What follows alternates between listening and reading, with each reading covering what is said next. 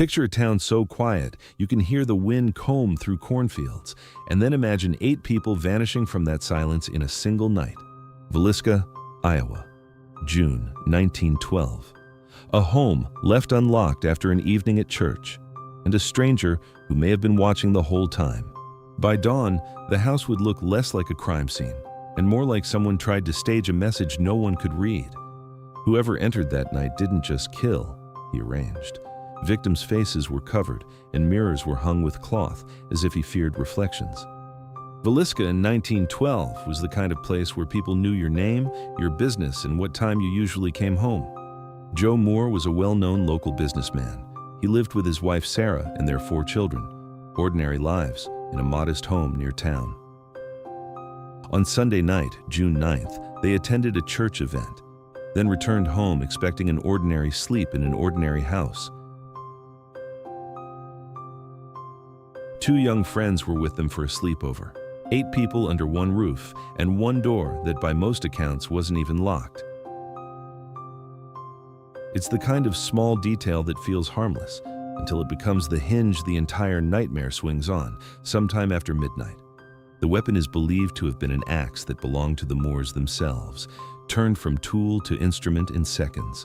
No forced entry, no alarm. The attacks happened room by room, bed by bed, suggesting the victims were asleep or caught before they could understand what was happening. Investigators later noted something that didn't fit a simple burst of rage. The killer seemed to take time to move, time to cover, time to stage.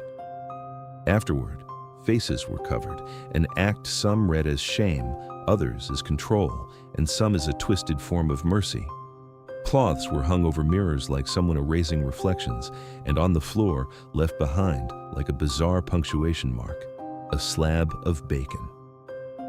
Morning came, and something felt wrong. No movement, no routine sounds, no sign of the family starting their day. Neighbors approached, knocks went unanswered. The stillness stopped feeling peaceful and started feeling staged, like the house itself was holding its breath. When people finally got inside, the town's worst fear wasn't confirmed with a scream, but with a silence that didn't break. And then, in the most tragic twist of all, the investigation began by being ruined.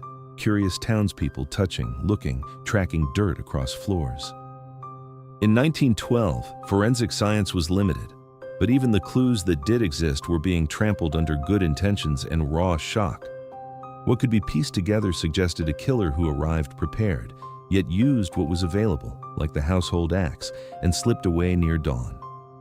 And the staging, covered faces, draped mirrors, hinted at something beyond robbery or impulse.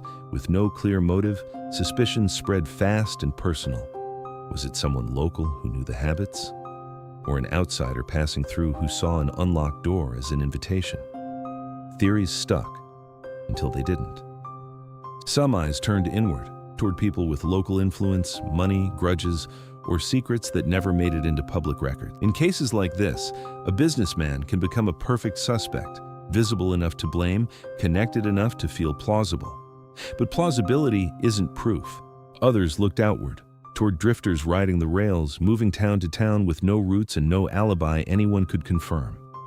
An unlocked home near the center of town could look like opportunity to someone passing through in the dark. But the staging complicates it. This felt deliberate. And then there were the names that made headlines because they felt like a contradiction.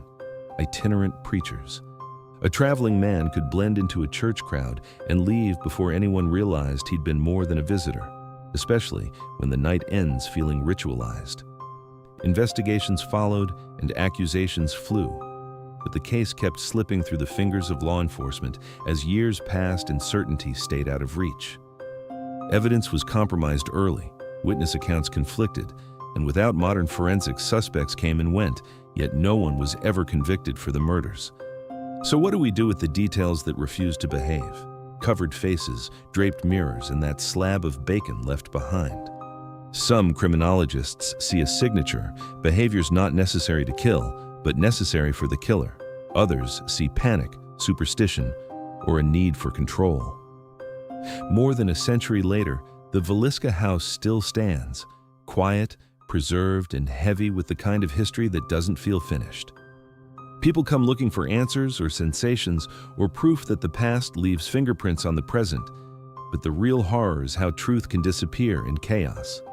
On the night of June 9th into June 10th, 1912, 8 lives were taken in a town that thought it was safe by someone who left almost nothing behind.